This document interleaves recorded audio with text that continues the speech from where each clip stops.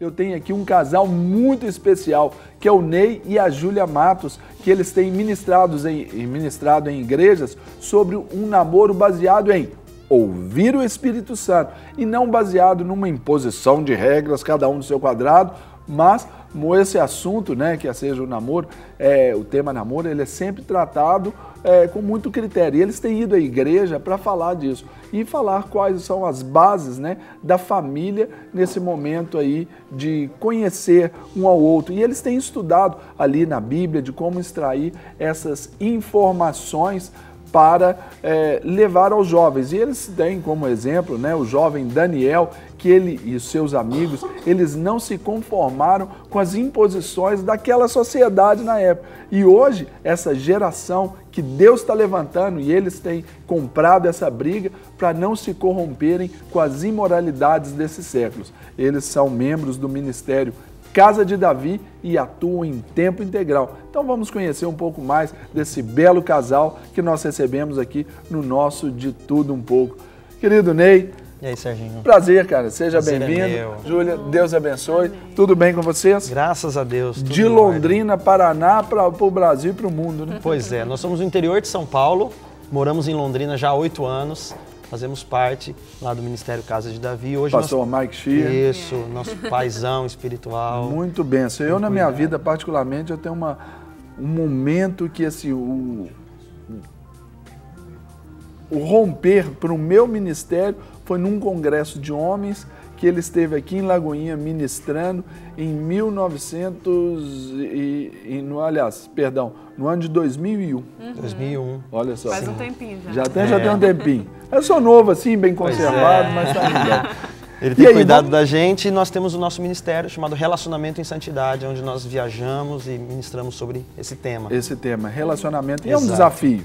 Né, no meio aí desse tempo aí que a gente está vivendo, é um grande desafio. Mas vamos falar um pouquinho agora sobre vocês. São casados há quanto tempo? Somos casados há 9 anos. 9 anos. 9 anos, temos 2 filhinhos, né? Sim, Josué, de 7 anos, e o Emanuel, de 6, que ficou lá na casa da vovó. Isso, e como eu sempre falo, você, querido telespectador, já me conhece o suficiente, eu faço votos que pareça com a mãe e a saúde do pai. Lógico, graças a Deus. Que legal. Muito bom. E vocês estão assim, por conta. Namoraram quanto tempo? Nós nos relacionamos por 2 anos e meio. 2 anos e meio. Né? Nós nos conhecemos e tudo isso surgiu nessa época, porque nós estávamos vivendo algo tão especial com Deus, justamente nessa época, 2001, 2002, aquele derramar de Deus, a presença de Deus nos envolvendo, e na nossa congregação nós estávamos tendo muitas experiências com Deus. Mas ao mesmo tempo eu queria me relacionar. E eu via os meus amigos se relacionando. E eles não, quando eles começavam a namorar, eles não saíam da igreja, mas também não continuavam com aquela pegada com Deus. Já há diretamente, Ney e Júlia, já naturalmente já há um afastamento, né? Exatamente. Já quando começa. Porque até então, todos os compromissos são na igreja, quando na igreja. Exato. Quando começam a namorar, infelizmente ou felizmente, né? Aí já tem os compromissos familiares, que prioriza-se mais. É um afastamento natural, né? Natural, e aí eles passam a andar mais sozinhos. E aí passa a ser um momento perigoso. Por quê? Porque aí nas reuniões de oração que iam, não iam mais. Quando a gente marcava vigílias, não iam. E aí ficou aquela coisa de estou participando de um sistema religioso. E nós não queríamos quadrado, isso. Eu não queria isso. Nós estávamos tendo experiências com Deus e eu falei, Senhor, eu quero me relacionar. Desculpa aqui em delicadeza, vocês estavam com quantos anos nessa época? Eu estava com 20 e ela 18. Ah, tá, porque eu tô vendo, vocês são muito novos aqui hoje, de novinhos e tudo. 20 e ela 18. E aí nós estávamos, eu falei, Senhor, se for para eu começar a namorar e deixar de viver as experiências contigo, então eu prefiro não namorar, eu prefiro as experiências contigo. Para você, como que veio isso? Foi uma decisão pessoal ou você viveu alguma situação que foi assim marcante no sentido negativo? Não, na verdade não.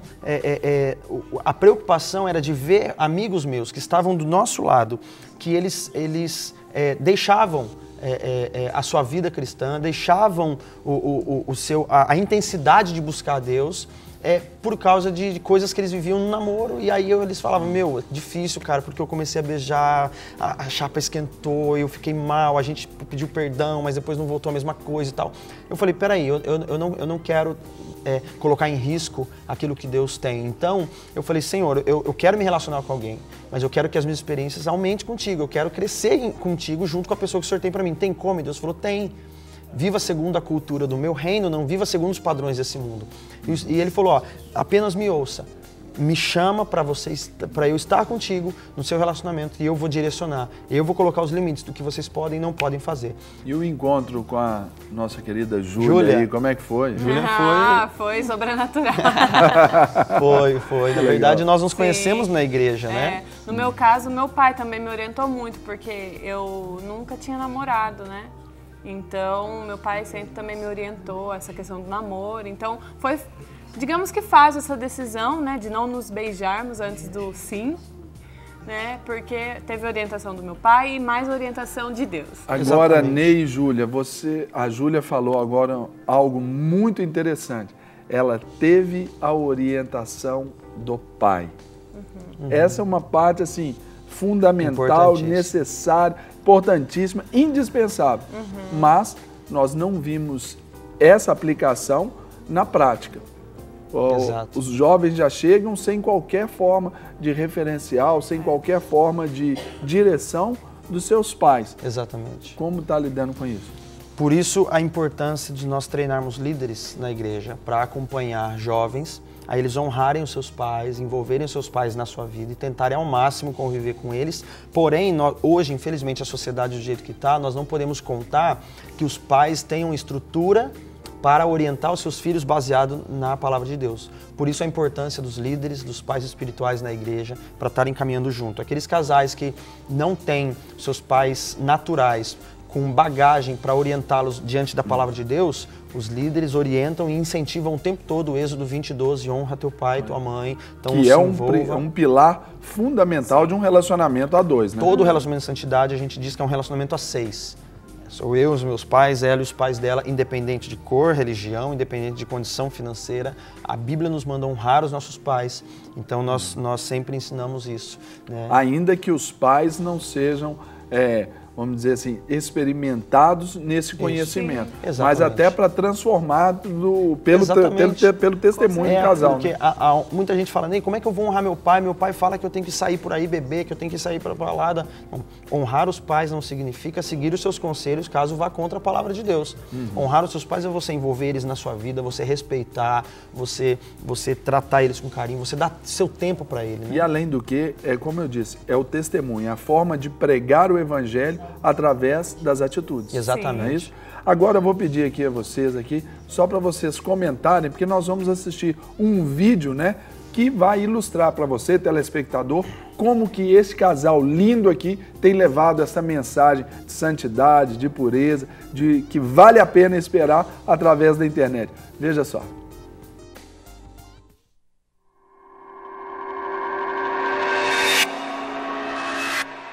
Pessoas me encontram e me perguntam: por que é tão difícil os jovens se guardarem e terem um compromisso sério com Deus nos nossos dias? Porque os jovens não querem Deus. Jovens estão buscando entretenimento.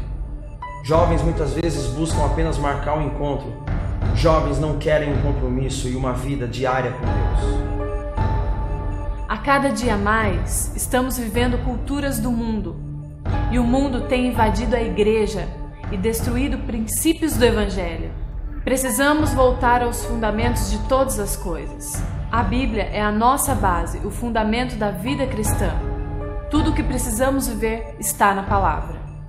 Um novo convertido chega na igreja e pergunta: pastor, por que nós precisamos tomar a Santa Ceia todo mês? Por que nós precisamos nos batizar? Por que nós precisamos adorar, interceder ou dizimar e ofertar? O fundamento de todas essas coisas está na palavra de Deus. Agora, uma prática que tem adentrado as nossas igrejas por décadas e décadas, chamada namoro. Onde está o fundamento? Na palavra? Me mostra onde. Onde temos na palavra um exemplo de dois jovens que começam um relacionamento e no início tem apenas beijinhos, mas o beijinho vira um beijão. No começo são abracinhos que viram um abração e o que antes era um climinha se transforma num climão. E este casal continua suas atividades normais, a intimidade vai aumentando, as mãos perdem o domínio próprio começam a percorrer o corpo um do outro, caindo assim no pecado da fornicação. Seguem sem tratar o seu pecado, sem confessar o seu pecado, e domingo após domingo continuam tocando no louvor da igreja, continuam ministrando às nossas crianças, até que chega o momento em que eles consumam o que começaram lá atrás e caem no pecado da relação sexual fora do casamento. Um casal que faz isso agrada ao Senhor? Ou isso não acontece nos namoros dentro da igreja? Será que estamos falando de uma utopia? De um sonho? De uma ilusão? Infelizmente, não. Temos ido a muitas cidades da nação brasileira e a história se repete. Será que não percebemos a estratégia do inimigo? Por que o namoro dá tanto problema dentro da igreja? Um jovem com seus 18, 19, 20 anos, onde tem o maior vigor, onde ele pode gastar força e energia adorando a Deus, ganhando amigos para Jesus, investindo, se capacitando e cumprindo o seu chamado rumo ao destino que Deus tem para ele. Nessa hora, esse jovem começa um namoro e a sua vida com Deus começa a ficar inconstante. Neste momento, ele troca a presença de Deus por prazeres da carne, momentos passageiros de desejos pecaminosos, andando segundo os padrões corrompidos deste século. E quantos futuros pastores estão hoje aqui me ouvindo, que estão abrindo mão do seu chamado para viver os prazeres deste mundo? Quantos futuros missionários, avivalistas, homens e mulheres de Deus estão abrindo mão do seu chamado devido às suas posturas e às suas atitudes irresponsáveis e incalculáveis? Por que o namoro dá tanto problema na igreja? Porque iniciamos um processo que não podemos ir até o fim. Por que decidimos não nos beijar antes do casamento? Por regra da minha igreja? Não. Por imposição ou obrigação de alguém? Também não. Mas sim por amor e obediência ao meu Senhor. Porque viver em santidade é muito melhor e mais fácil do que o namoro convencional. A nossa decisão foi se guardar de toques e carícias que naturalmente iriam nos levar para uma relação sexual. O beijo nos envolve, nos leva para um outro nível de intimidade. O beijo, segundo a ciência, é a primeira penetração. Se eu não posso ir até o final, por que então vou iniciar o processo? A nossa decisão foi esperar.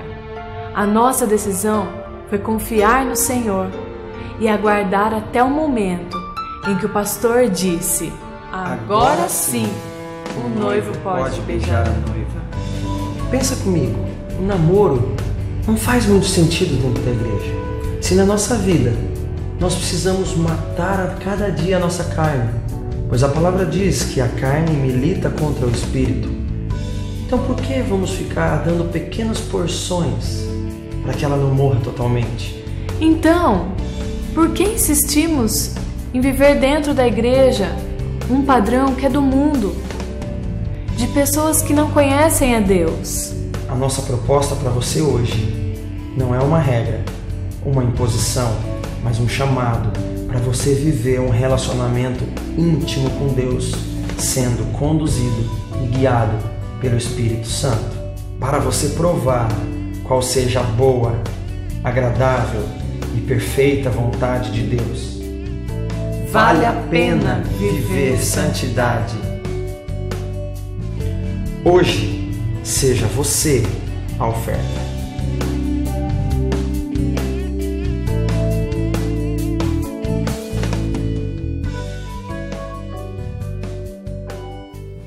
Uau!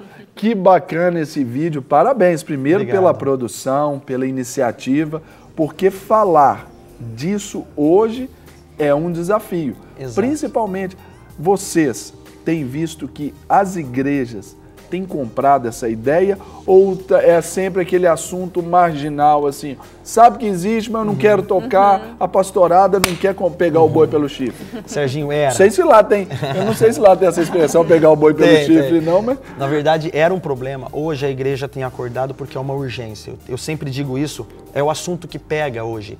Qualquer momento da igreja, quando o assunto é namoro, afeta todas as áreas. Então eu sempre digo assim, se você pega um menino que tá no louvor, um menino uma bênção, que ajuda na igreja, um menino tá joia, um menino de chamado, chega do lado dele e coloca um pacotinho de maconha do lado dele. Ele vai olhar e fala assim, que isso, cara? Tira isso aqui de perto de mim, eu não faço isso não. Põe um copinho de pinga do lado dele. Não, pelo amor de Deus, eu tenho vida no altar. Não, que isso? Coloca uma arma do lado dele. Não, tira isso aqui, pelo amor de Deus. Põe um bilhete de uma balada, ele fala, rapaz, eu tenho vida no altar, eu não sou disso não. Você acha que eu vou abrir mão do meu chamado? Mas põe uma menininha do lado dele. O olho já estica. Abre mão do chamado, abre mão da vida, do ministério, vai contra líderes, pastores, e aí entra numa instabilidade que isso vai gerar um problema para a vida dele e vai arrumar talvez depois do casamento que ele vai ajudar. Então, é a área que pega. Então, hoje existe a necessidade, a urgência da igreja. Hoje a igreja está se abrindo para isso, por quê? Devido a tantos problemas, né, que tem acontecido nessa área. Então, nós temos ido para muitos lugares e tem tido sim essa procura. É como aqui em Belo Horizonte, nós sempre falamos no nosso Ministério Vida em Família, o cuidar dessa fase é purificar a fonte. Exato. Porque se a gente tentar purificar lá no leito do rio, é complicado. Mais difícil. Se já vem sujo lá de cima. Mas se a gente consegue purificar a fonte, a gente tem um resultado muito maior. Aí já responde aquela pergunta que você fez no vídeo. Por que o namoro traz tantos problemas, né? Exato. Tira a pessoa da comunhão. Exato. Agora, eu gostaria que vocês falassem também para o nosso telespectador sobre a questão de santidade versus legalismo. Esse é o grande problema. Muitos movimentos vieram para o Brasil de santidade há muito tempo atrás. Então, com vários nomes, né? Agora, o grande problema é que junto com essa mensagem de santidade vem o legalismo, vem a obrigatoriedade. E em toda palavra a gente vê que a santidade não é uma obrigação. A santidade é uma decisão. Desde Adão e Eva, Deus não obrigou o homem a viver em santidade, mas Deus deu a opção para eles. O livre-arbítrio que existe não é você escolher o que você quiser, é você arcar com as consequências da sua escolha. Daquilo que você escolheu. Então, Deus ele nos dá a opção de escolha para nós decidirmos viver em santidade. Precisamos passar pelo entendimento. Romanos 12, versículo 2 diz sobre renovação de mente. Para a gente viver a boa, agradável e perfeita vontade de Deus, nós precisamos passar pela renovação de mente. A vontade de Deus é boa, perfeita e agradável. Mas o que é a vontade de Deus? 1 Tessalonicenses 4:3 diz, pois esta é a vontade de Deus, a vossa santificação. Então, viver em santidade é algo bom, algo perfeito e é agradável. Não é um peso, não é um jugo, é uma decisão. Então, primeiro a gente entende que a santidade não é uma obrigação. Em nenhum momento a pessoa nós não cremos que todos os jovens têm que viver em santidade. Nós cremos que todos os jovens podem viver em santidade, mas tem que... Não é essa a solução, porque muitos movimentos já vieram. Olha, você agora aqui na nossa igreja é assim, você tem que fazer isso. Eu me lembro, não sei se é da época de vocês ou desse tempo que vocês se aprofundaram em Deus, mas veio um movimento chamado A Corte para cá. Isso trouxe, assim, pelo menos no nosso contexto, trouxe muita confusão para o pessoal. Então, aí nós tivemos que refazer, recomeçar todo um trabalho para levar o quê? Essa mudança de expressão para a santidade, sendo essa decisão pessoal. É o maior desafio que a gente tem. Os princípios da corte são princípios corretos da palavra. O problema é a maneira que foi aplicado. A igreja adotou isso e obrigou que os jovens todos fizessem aquilo. Colocou como se fosse uma lista do pode e do não pode. A grande questão isso não funciona. Por que é mais fácil fazer isso? Porque é mais fácil viver na lei ou é mais fácil viver na graça? Se eu perguntar para você, é mais fácil viver na lei ou na graça? Muita gente responde, na graça. É lógico. Mas eu pergunto, na lei diz que se você se deitar com uma mulher, você comete um adultério. Jesus na graça diz que se você apenas olhar, você já cometeu. É mais fácil viver na lei ou na graça? É na lei.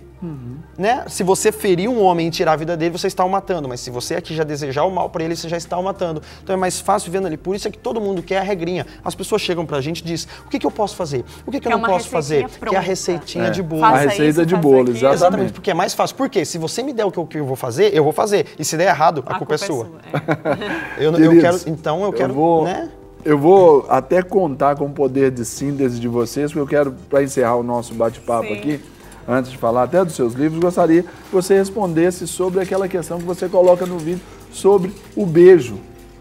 Beijar só depois do sim, que inclusive, né, é o título de um dos seus livros aqui, ó, agora sim, o noivo pode beijar a noiva. E o beijo? Essa é uma questão tão, parece ser tão comum aí para os namoros de hoje, mas a gente sabe que é o início de uma relação sexual, né? Com certeza, né? E tem gente que fala assim, não, porque tem que provar, você precisa provar para saber se o cara sabe beijar, se a menina sabe beijar bem. Tem muito isso, né? Tem que beijar para ver se vai rolar aquela química, não. Não tem nada a ver. Quando você está na vontade de Deus, quando Deus prepara a pessoa para você e você espera, vale a pena esperar e beijar no momento do sim, que é o start, né? Exatamente. Depois do sim, você começa a beijar e daí... Na verdade, o beijo é o início da relação sexual. Início, né? Então, é muito simples de se pensar. O beijo não é pecado. Nós não colocamos esse peso sobre o beijo. Mas foi a nossa decisão, por quê? Porque todo o nosso corpo iria ter um start, nós iríamos começar algo que nós não iríamos poder terminar. Então foi muito mais fácil para a gente esperar para nós iniciarmos um processo que nós poderíamos ir até o final. Cientificamente falando, o beijo libera substâncias no nosso corpo, o sistema nervoso central, com o beijo, libera coisas no nosso corpo, substâncias no nosso corpo, que faz com que os nossos órgãos genitais se preparem para a relação só com o beijo. Então, você se prepara e para, se prepara e para. É a defraudação que lá em Tessalonicenses fala. Exatamente. Né? Nem sempre você vai conseguir parar. Então, nós não queríamos colocar em risco isso. Só que isso não é uma obrigação. Isso não é uma regra. Essa foi uma decisão, porque Daniel decidiu em seu coração não se contaminar. Então nós temos viajado e temos no nosso seminário ministrando sobre essa decisão, sem imposição de regras, mas essa decisão do coração, e Deus tem incendiado muitos jovens, muita gente tem tido experiências, tem diversos casais que nesse novo livro a gente apresenta, que tem vivido em santidade, tem se guardado. Nós vamos agora realizar um casamento no dia 10 de janeiro de um casal que a gente tem discipulado, que eles também se guardaram e têm vivido experiências tremendas com Deus. E o melhor é isso. Qual que é o termômetro para saber se um casal está vivendo com Deus? Relacionamento de santidade. É se eles estão tendo experiências com Deus. A vida com Deus está crescendo, o compromisso com a igreja está crescendo, o compromisso com Jesus. O namoro santo nos leva à presença de Deus. Exato. O namoro que não é santo nos afasta da presença de Deus.